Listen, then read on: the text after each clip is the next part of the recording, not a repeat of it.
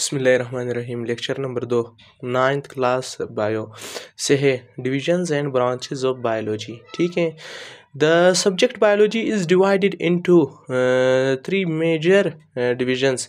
मजमून बायोलॉजी जो है वो 3 अहम अक़साम में क्या है तकसीम किया गया है। बायोलॉजी यानी नंबर 1 है zoology, number 2 microbiology, number 3 botany. Zoology की तरफ आते हैं। ज़ू मतलब एनिमल्स, लॉजी मतलब study, and it is a scientific study of animals is called zoology, या ऐसे भी हम कह सकते हैं the study of animals is called zoology. Microbiology की तरफ आते हैं। Micro mean small, bio mean organism, logy mean study. So the study of small organisms, the study of small organisms is known as microbiology. इस तरह भी हम कह सकते हैं the study of micro organism is called microbiology. ठीक है। यानी माइक्रोबायोलॉजी यानी वो छोटे जानदार जो एक खलिए पर मुश्तमिल होते हैं, जैसे कि बैक्टीरिया हो गया, यूग्लिना हो गया, अमीबा हो गया, फेरामिशियम हो गया, एक्सेट्रा। ठीक है। बॉटनी की तरफ आते हैं। The study of plant is called botany. फिर उसके बाद ब्रांचेज ऑफ बायोलॉजी की तरफ आते हैं। To study the different aspects of all living things. तमाम जानदारों की जो मुख्तलिफ खतुखाल का अगर हम मुतालिया कर ले, the science of biology is further divided, तो मजमून बायोलॉजी जो है या इल्म बायोलॉजी जो है वो मजीद तकसीम होता है कई शाखों में। ठीक है। दीज ब्रांचेस में be related to the two main divisions. तो ये जो फिर ये शाखे जो है वो बायोलॉजी के 2 अहम अक़साम से रिलेट यानी ताल्लुक़ रखता है, यानी वो है ज़ूलॉजी और बॉटनी। और माइक्रोबायोलॉजी से क्यों ताल्लुक़ नहीं रखता, उस पर जो है हम आगे चलकर इस पर बात करेंगे कि माइक्रोबायोलॉजी से क्यों ताल्लुक़ नहीं रखता। फिर सम ब्रांचेज आर है एज फॉलोज। कुछ शाखे जो है वो दर्जैल है। मार्फोलॉजी, ठीक है।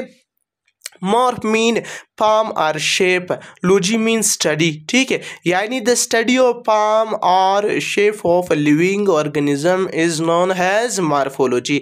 ठीक है। ये भी जो है मार्फोलॉजी का क्या है डिफिनेशन है, और इस तरह इसको इस तरह भी डिफाइन कर सकते हैं। External study of living organism is called morphology. Suppose हमारे पास एक प्लांट है, उस प्लांट में पत्ते लगे हैं, फ्लावर्स लगे हैं, स्टीम है, ब्रांचेज है, एक्सेट्रा। उसकी अगर हम क्या कर ले स्टडी कर ले, तो इस तरह की स्टडी को हम क्या कहते हैं मार्फोलॉजी कहते हैं। सपोज एनिमल्स है, उनके अगर हम हेयर, टंग, नोज, आई एक्सेट्रा, इन चीज़ों के अगर हम उनमें फिर क्या कर ले मुतालिया कर ले, स्टडी कर ले, तो इसको फिर हम क्या कहेंगे मार्फोलॉजी। फिर बायोलॉजी के दूसरे ब्रांच की तरफ आते हैं जो हमारे पास क्या है एनाटोमी है। एनाटोमी में फिर हम क्या करते हैं internal study of living organism is called anatomy. अगर हम जानदारों यानी लिविंग ऑर्गेनिज्म के अंदरूनी मुतालिया कर ले, suppose heart, liver, kidneys, lung etcetera, इन चीज़ों के अगर हम क्या कर ले मुतालिया कर ले, तो इस तरह के मुतालिया क्या कहलाएगा एनाटोमी कहलाएगा। फिर फिजियोलॉजी की तरफ आते हैं। फिर physio mean function, logy mean study, why the different parts of living organisms to study their function is called physiology. जानदारों के जो मुख्तलिफ इससे या आज़ा होते हैं, उनके अगर हम काम का मुतालिया कर ले, तो इसको फिर हम क्या कहेंगे फिजियोलॉजी। यानी जो सपोज हमारे पास हार्ट है, स्टमक है, पेंक्रियाज है, ठीक है, इसका सिर्फ स्टडी करना, ठीक है, यानी फंक्शन को स्टडी नहीं करना, बस ये किस तरह बना हुआ है, इस तरह की स्टडी को हम क्या कहते हैं, जैसे कि पहले मैंने बताया था एनाटॉमी। अब अगर हम ये भी चेक कर ले, ये भी स्टडी कर ले कि यार ये फंक्शन किस तरह करता है, ये फंक्शन किस तरह करता है, या पेंक्रियाज किस तरह फंक्शन करता है, इस तरह के मुतालिए को फिर हम क्या कहेंगे फिजियोलॉजी कहेंगे। ठीक हो गया। फिर इसके बाद आते हैं एम्ब्रियोलॉजी की तरफ। Embryo mean embryology mean study, यानी the study of embryo is known as embryology. इस तरह भी हम इसको सिंपली डिफाइन कर सकते हैं। अगर बुक के मुताबिक जो है उनका डिफिनेशन फिर किस तरह है, the study of the development of an embryo to new individual, यानी तरक्की, यानी एम्ब्रियो अगर तरक्की कर कर ले एक नए जानदार में, तो इस तरह के अगर ये मुतालिया हम कर ले तो इस तरह के मुतालिए को हम क्या कहेंगे, एम्ब्रियोलॉजी कहेंगे। एम्ब्रियो सबसे पहले आते हैं, एम्ब्रियो होता क्या है, जैसे कि आप लोगों को पता होना चाहिए, जब मेल एंड फीमेल यानी मेल एंड फीमेल का जो क्या होते हैं गेमेट्स होते हैं, वो क्या हो जाए, फ्यूज हो जाए, उसके नतीजे में फिर क्या बनता है, जाइगोट। यानी जाइगोट भी आप लोगों को पता होना चाहिए फर्स्ट सेल ऑफ लाइफ होता है। जब उनमें माइटोसिस यानी डिवीजन हो जाए माइटोसिस के थ्रू, तो वो फिर क्या बनेगा, एम्ब्रियो बनेगा। An early stage of developing organism, ठीक है, एन अर्ली स्टेज इब्तिदाई मरहला होता है किसी जानदार की नशोनमा का, उसको हम क्या कहेंगे, एम्ब्रियो कहेंगे। अब आते हैं टेक्सोनोमी, ठीक है, द स्टडी ऑफ आइडेंटिफिकेशन, इसमें हम शिनाख्त करते हैं यानी नाम रखते हैं और उनको क्या करते हैं, उनकी दर्जाबंदी करते हैं किस चीज़ की, जानदारों के ग्रुप्स में और सब ग्रुप्स में। अब इनको हम समझते हैं नीचे एग्जाम्पल्स की मदद से।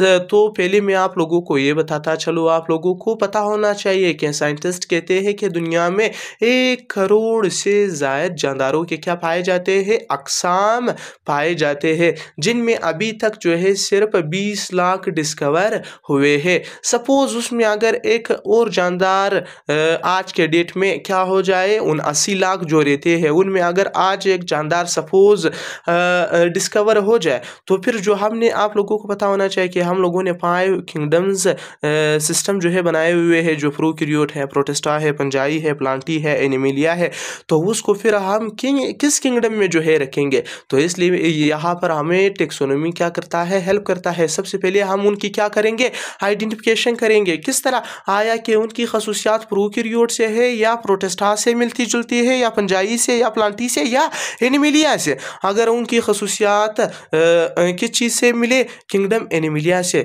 तो ये हमने क्या कर लिया, आइडेंटिफिकेशन। फिर उसके बाद हम उनको क्या देंगे, नाम देंगे, तो ये क्या हो गया, नेमिंग।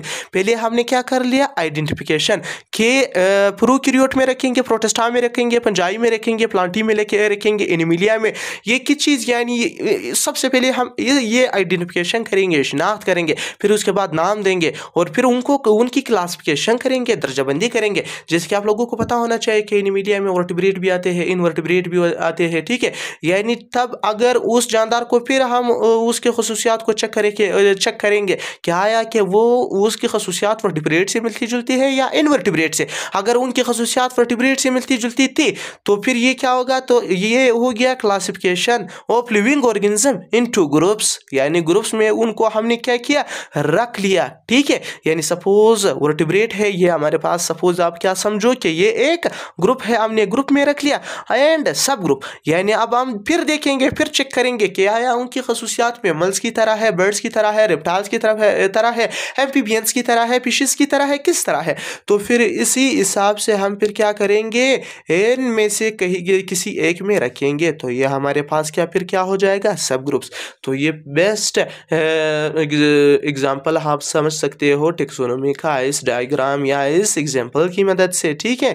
या फिर हम इस तरह भी कर सकते हैं, इस किंगडम प्लांटी को भी हम उठा सकते हैं। फर्ज करो आपने उनकी आइडेंटिफिकेशन की, उनकी खसूसियात किंगडम प्लांटी से मिलती जुलती थी, तो आपने उसको किंगडम प्लांटी में क्या कर लिया, रख लिया, ये आपका आइडेंटिफिकेशन हो गया। फिर उसके बाद आपने नाम दिया, फिर आपने फिर मजीद जो है उसकी दर्जाबंदी करनी है उस जानदार की ग्रुप में, यानी ग्रुप हमारे पास क्या है, फ्लावरिंग प्लांट्स होते हैं, नॉन फ्लावरिंग प्लांट्स होते हैं, ये ग्रुप है। फिर उनके सब ग्रुप, मोनोकॉट, डाइकॉट, ठीक है। फिर अगर इनसे खसूसियात मिलती है या इससे मिलती है तो उसमें फिर क्या करेंगे, रखेंगे। कुछ ब्रांचेस अभी रहती है, उसको हम आइंदा लेक्चर में जो है कवर करने की कोशिश करेंगे। आज के लिए इतना ही काफ़ी है। हमारे साथ रहिए और पेज को क्या करिए, लाइक करिए और सब्सक्राइब करिए। बड़ी मेहरबानी।